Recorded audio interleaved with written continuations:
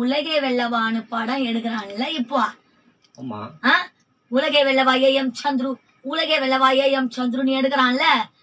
அவங்களுக்கு அத்தனை கோடி கொடுத்தேன், இவங்களுக்கு எத்தனை கோடி கொடுத்தேன், விஜய் ரமேஷ்க்கு கோடி கோடியா கொடுத்தேன் அப்படின்னு சொன்னானே அந்த மயிறு டைரக்டர். அவன் என்ன கொடுத்தான்னு அவனை கூப்பிட்டு கேக்குறதானே நீங்க?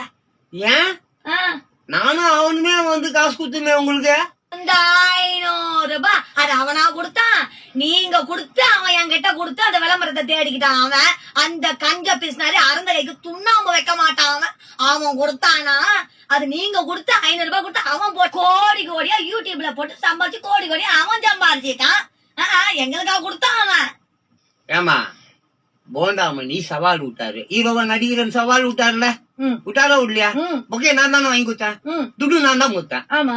உங்க வீட்டுக்காரு கூட சவால் விட்டாருல, ஹீரோவா நான் நடிக்கிறேன் அப்படி சவால் விட்டாரோ இல்லையா? விட்டாரு. துட்டு யாரு கொடுத்தா?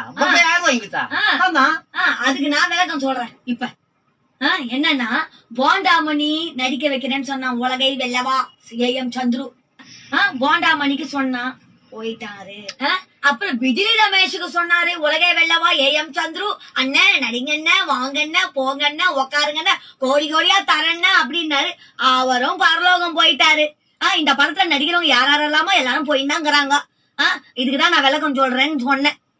சரி, அவனை கேக்குறேன், அவர் ஒரு நல்ல எண்ணத்துல கண் பார்வை அற்றவர்கள், இந்த மாற்றுத்திறனாளிகள், அப்புறம் இந்த சங்கம் இருக்குல்ல, 24 சங்கங்கள் என்னமோ இருக்கா, அவங்களுக்கு எல்லாம் வந்து நான் வந்து வரக்கூடிய வருமானத்துல அந்த வெற்றியில எல்லாருக்கும் ஷேர் பண்றேன் அப்படின்னு ஒரு நல்ல விஷயத்தாக சொல்றாரு. நான் கேக்குறேன், நம்ம தமிழ்நாட்டுல இவ்வளவு பெரிய நடிகர்கள் எல்லாம் இருக்காங்கல்ல, அவர் என்ன கேக்குறாரு, 1 மணி நேரம் உங்க கால் ஷீட் கொடுங்க, உங்க முகத்துக்கு வச்சு.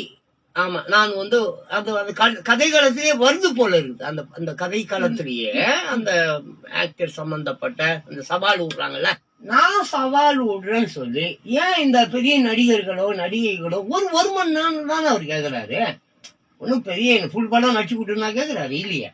ஒரு மணி நேரம் நீங்க வந்து நடிச்சு கொடுத்தீங்கன்னா, ஏன்னா கதைகளத்துல அந்த மாதிரி அவர் அமைச்சிருக்காரு, சீன் அந்த மாதிரி அவர் வச்சிருக்காரு. சோ ஏன் இவ்வளோ கோடி கோடியா வாங்குற நடிகர்கள், பெரிய நடிகர்கள் ஒரு மணி நேரம் நான் நடிக்கிறேன், இப்பப்பா நீ ஆசைப்பட்ட மாதிரி முதலமைச்சர்கிட்ட போயிட்டு நீ போய் அவன் தேசிய அவார்டோ இல்ல வேற சம்திங் ஏதோ அவர்கிட்ட போய் ஏதோ 1 ரூபாயோ என்னமோதான் கேக்குறாரு, ஒரே 1 ரூபா போய் வாங்கிட்டு வா, நான் உங்களுக்கு கால் ஷீட் கொடுக்குறேன். ஒரு மணி நேரம் தானே நான் கால் ஷீட் கொடுக்குறேன்னு சொன்னா என்ன? அவரு ஒரு அசிஸ்டன்ட் டைரக்டர் இல்லாம இப்போ எல்லா நடிகர்கள் பெரிய பெரிய டைரக்டர் எல்லாம் வாழ்ந்துட்டாங்க.